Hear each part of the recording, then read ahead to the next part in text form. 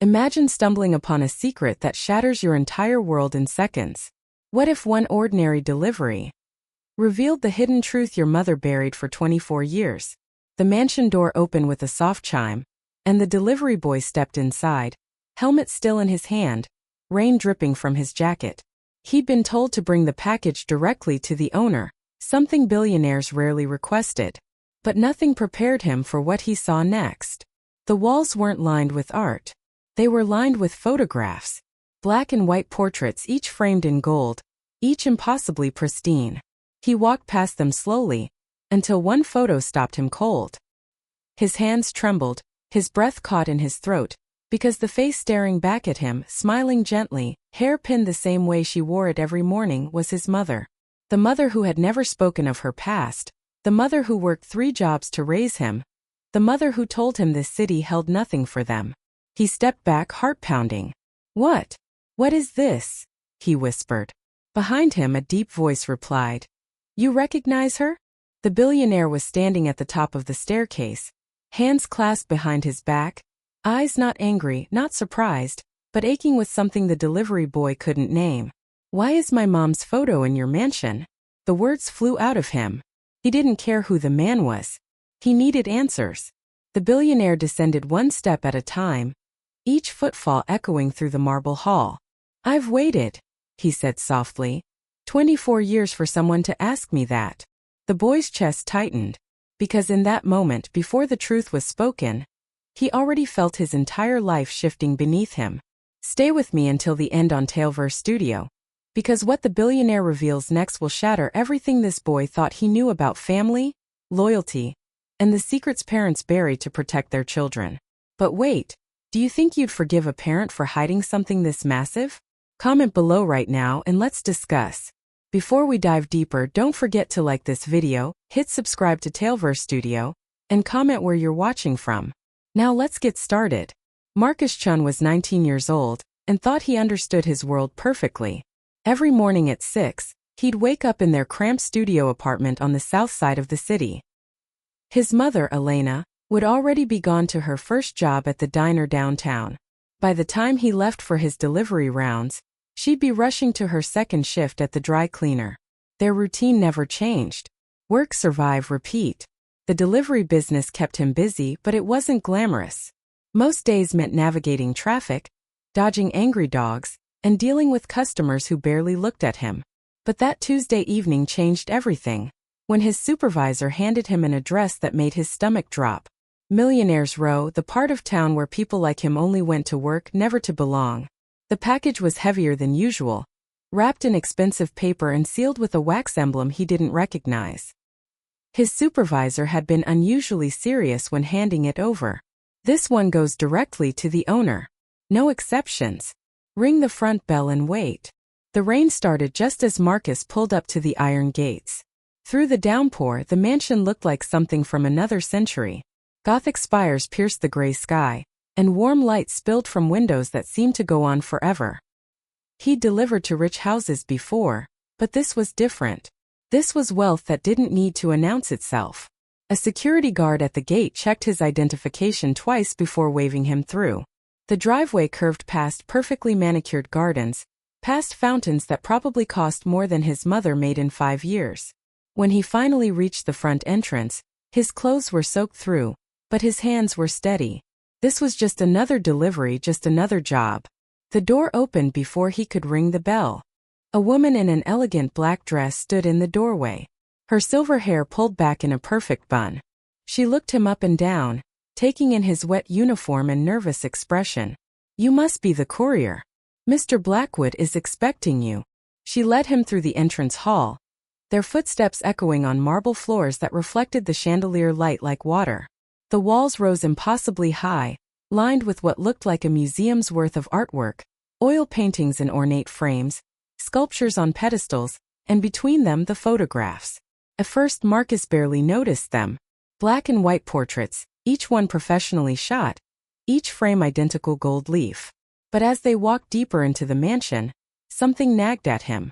The faces looked familiar somehow, though he couldn't place why. Then they stopped. The woman gestured toward a sitting room where she said Mr. Blackwood would join him shortly. But Marcus wasn't listening anymore. His eyes had locked onto one particular photograph, hanging at eye level just to his left. The woman in the picture couldn't have been older than 25. Her dark hair was swept back from her face, revealing delicate features and eyes that held a sadness Marcus recognized instantly. She wore a simple white dress, and her smile was gentle but somehow guarded, as if she was keeping a secret. It was his mother, 24 years younger, but unmistakably Elena Chen. The package slipped from his fingers, hitting the marble floor with a dull thud. His vision blurred at the edges. This couldn't be real. His mother had never mentioned knowing anyone wealthy. She'd never spoken about her past at all. Actually, whenever he asked about her childhood, her family, the years before he was born, she'd change the subject or find sudden urgent tasks that needed her attention. But here she was, displayed like a treasure in a billionaire's mansion. You recognize her. Marcus spun around. The man standing behind him was tall and distinguished, probably in his early 60s, with silver hair and the kind of presence that commanded attention without effort. He wore a simple gray sweater and dark slacks, but even his casual clothes looked expensive. This had to be Mr. Blackwood. Marcus' voice cracked. He cleared his throat and tried again. I don't understand. Why is my mom's photo in your house?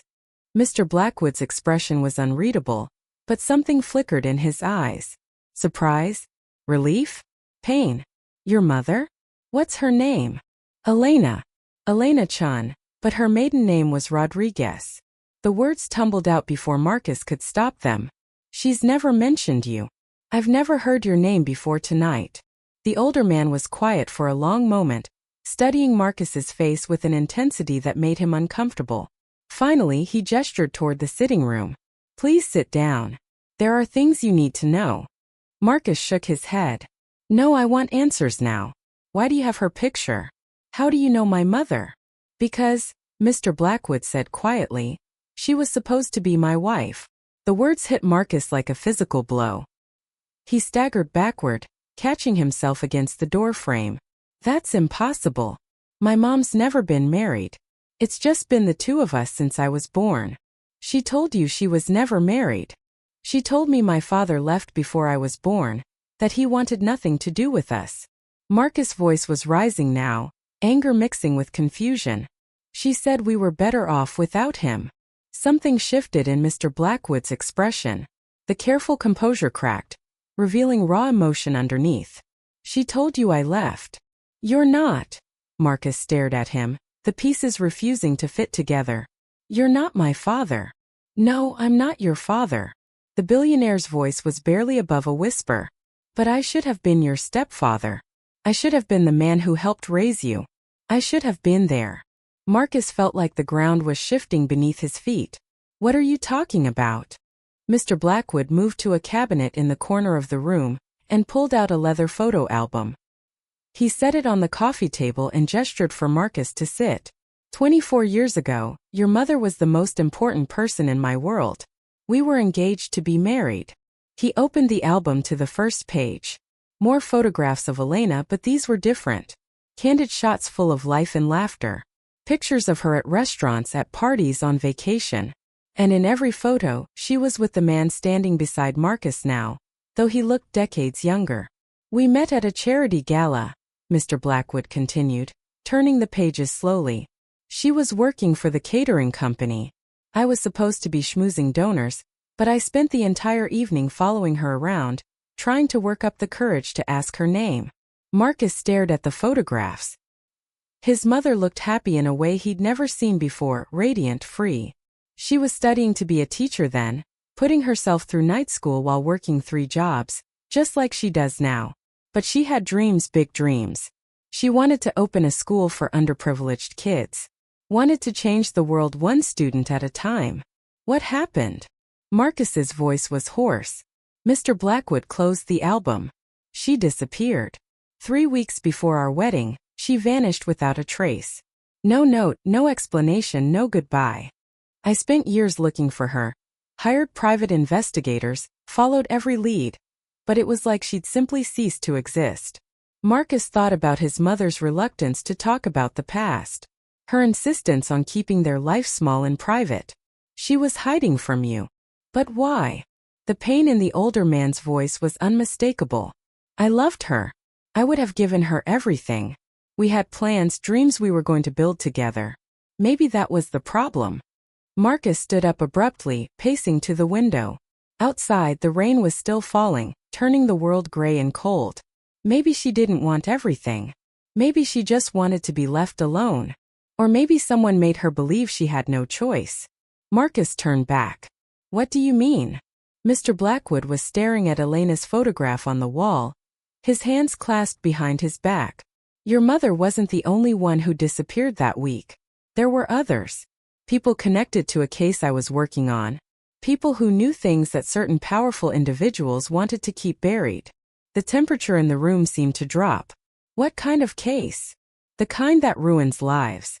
The kind that gets people killed. Mr. Blackwood met Marcus's eyes. And the kind that might explain why your mother spent 24 years running from the truth.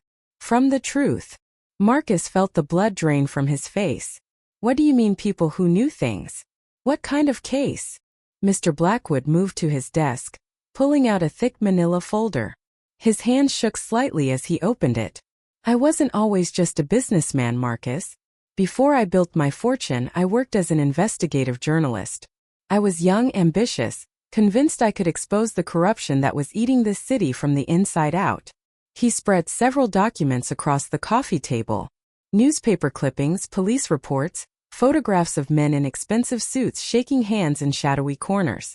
In the months before your mother disappeared, I was investigating a network of politicians, judges, and police officials.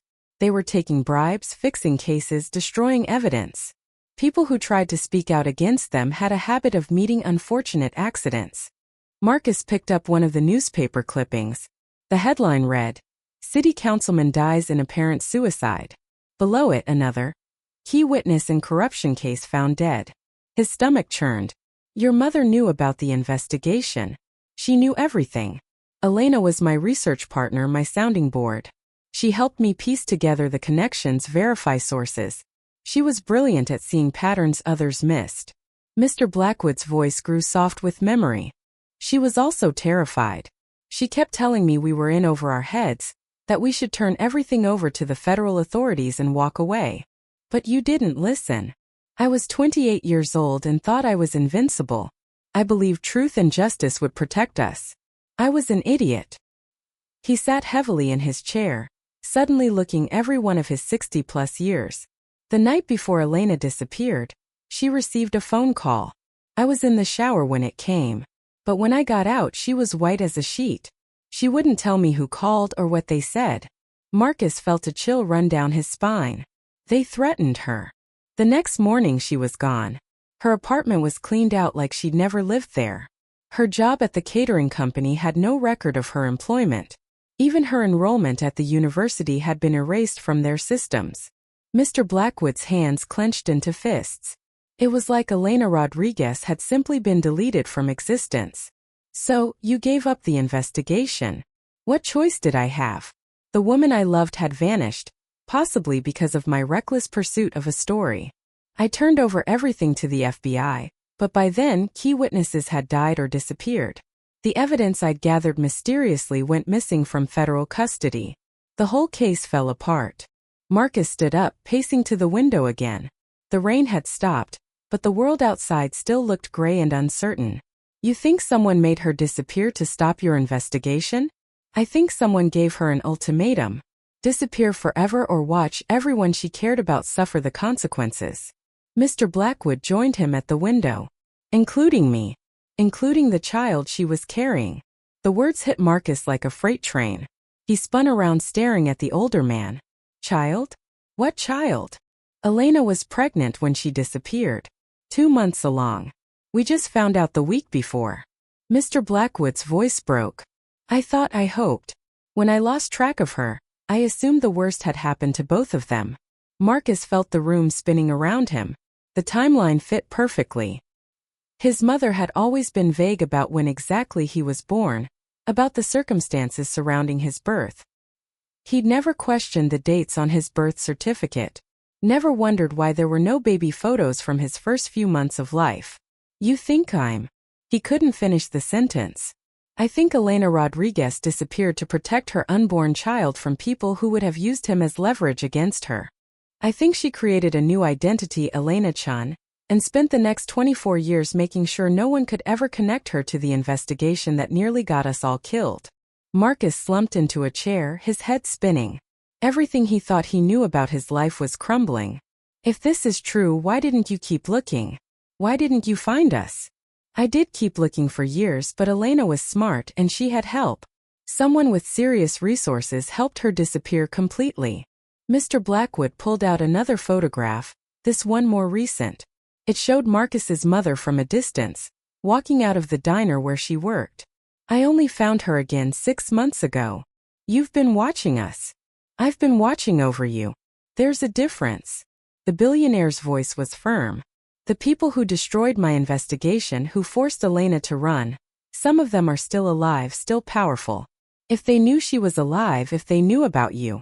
Marcus felt a surge of anger. So what? You've been playing guardian angel from the shadows?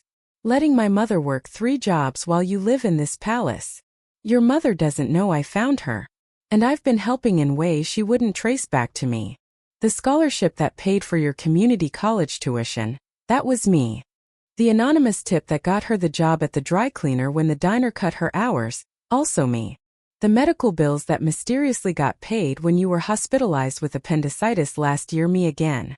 Marcus stared at him, pieces of his life suddenly making sense in a completely different way. Why? Because she's the only woman I ever loved. Because if you are my son, then I failed you for 19 years. Because some mistakes can't be undone. But maybe they can be balanced out with better choices going forward. The weight of everything crashed down on Marcus at once. His mother's secrecy, her constant fear, her insistence on staying invisible, the way she sometimes looked over her shoulder when they walked down the street, the nightmares she still had, the one she claimed she couldn't remember when he asked, "Does she know you found us?" No. And she can't know. Not yet. Mr. Blackwood moved to a safe built into the wall behind his desk. The investigation that started all this was never really closed. It was just buried. But recently, some of the key players have started dying of natural causes. Old age, illness. The power structure that protected them is crumbling. He pulled out a thick file and set it on the desk. I've spent the last 20 years building a case.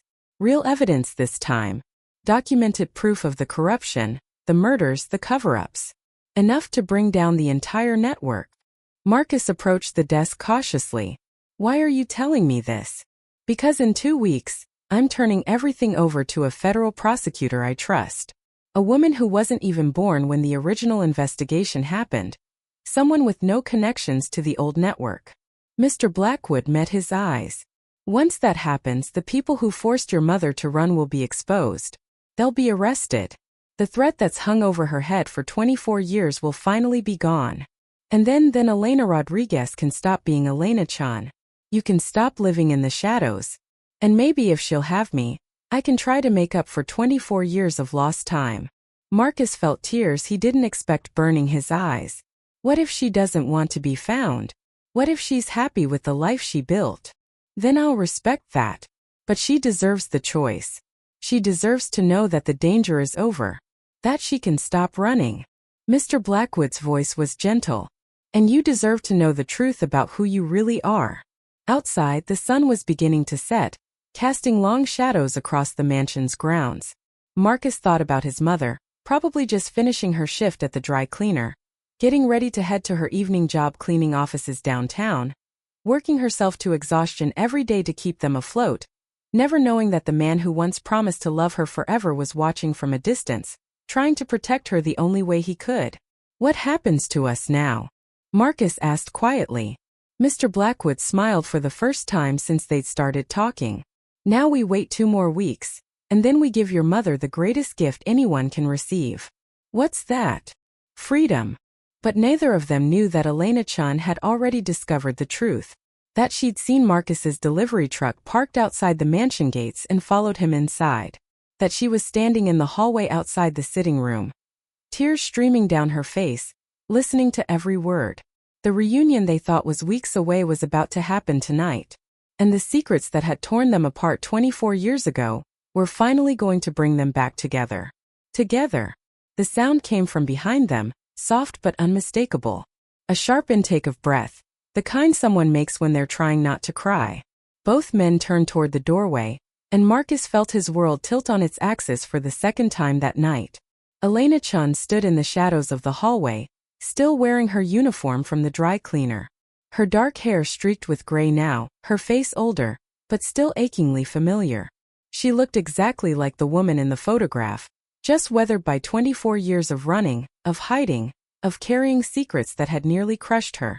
Her eyes moved between Marcus and Mr. Blackwood, and the expression on her face was pure devastation. "Mom!" Marcus' voice cracked like a teenager's. "How did you? I saw your truck outside the gates," she whispered, her accent thicker now, the way it got when she was scared or emotional. "I knew something was wrong. You never deliver to this part of town." Mr. Blackwood hadn't moved, hadn't spoken. He stood frozen, staring at the woman he'd lost 2 decades ago, as if she might disappear again if he so much as breathed wrong. Elena stepped into the room, her hands shaking as she looked around at the photographs, the albums, the evidence of a life that had been paused rather than ended. "James," she said quietly, and hearing his name in her voice broke something in the billionaire's carefully controlled expression. "Elena." The name came out like a prayer. Marcus watched this reunion, feeling like an intruder in his own life story. These two people had loved each other before he existed, had shared dreams and plans that his birth had somehow destroyed. The weight of that responsibility felt crushing. "How long have you known?" Elena asked, moving closer but still keeping distance between them, still protecting herself even now. 6 months, maybe 7. James' voice was carefully measured. "I never stopped looking for you. You should have." The words came out sharp, defensive. "You should have forgotten about me and moved on with your life. Did you move on with yours?" Elena's composure cracked. Don't do that. Don't make this about what I did or didn't do. You don't understand what they threatened, James. You don't know what they said they'd do to you if I stayed." Marcus finally found his voice. "What exactly did they threaten, Mom?" Elena turned to him, and for the first time in his life, he saw her not as his strong, capable mother, but as a young woman who'd been terrified into making an impossible choice. "They said they'd kill him," she said simply. "They said they'd make it look like an accident just like they did with the others.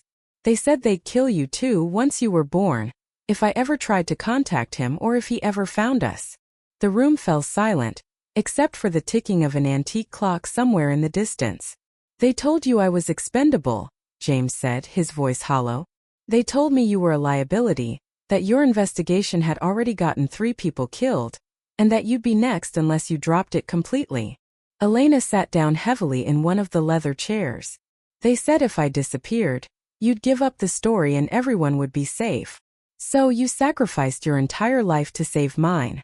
I sacrificed our life together to save your life. Period." Elena's eyes flashed with old anger. "And it worked, didn't it? You're alive. You built this empire. You got to live." "I got to exist," James corrected. "That's not the same thing as living." Marcus felt like he was watching a play, listening to dialogue that had been rehearsed for 24 years but never performed. Every word carried the weight of decades of regret and what-ifs. "Mom," he said quietly, "is he my father?" Elena's face crumpled. She covered her mouth with her hands, tears finally spilling over. "No, baby. No. He's not your biological father." The relief Marcus felt was immediate and confusing. He didn't know why it mattered, but it did. "But he was going to be." Elena continued. "We were going to be a family. The 3 of us." James moved closer slowly, like he was approaching a wounded animal. "Who is his father, Elena? You never told me." Elena wiped her eyes with the back of her hand. "Someone who doesn't matter. Someone who was never going to be part of our lives anyway." She looked at Marcus with infinite sadness. "I was so scared when I found out I was pregnant. Not because I didn't want you, but because I didn't know how to protect you from the people who were hunting us." Marcus sat down across from his mother. "The people who threatened you, are they still alive?" "Some of them." Elena glanced at James. I've kept track over the years, reading obituaries, watching the news. Every time one of them died, I felt a little safer, but not safe enough to come back.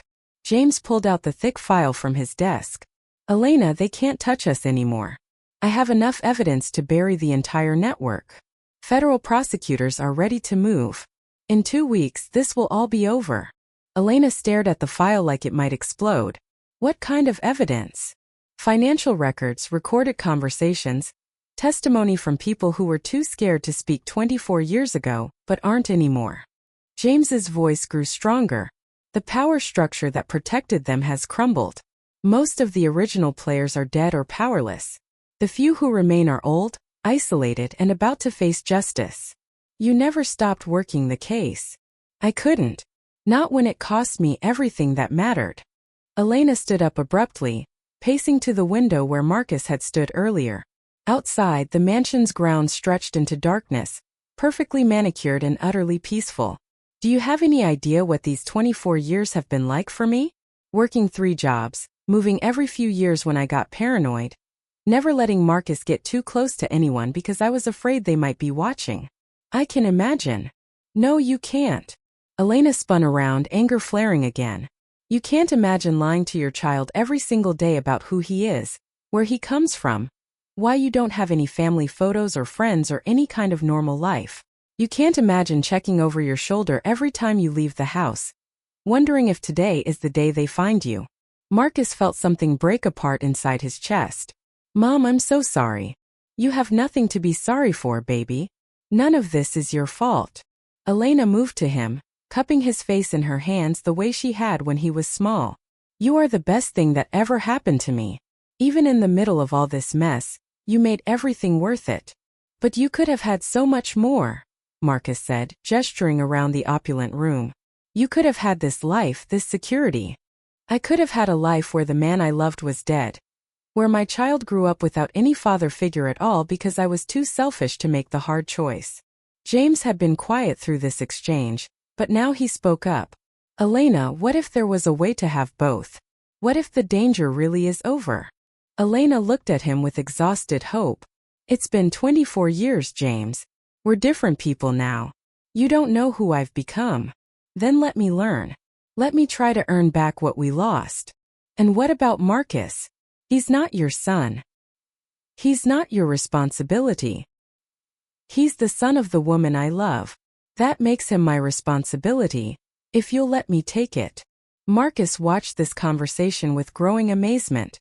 These two people were negotiating the terms of a love story that had been interrupted by violence and fear, trying to figure out if it was possible to pick up pieces that had been scattered for more than 2 decades.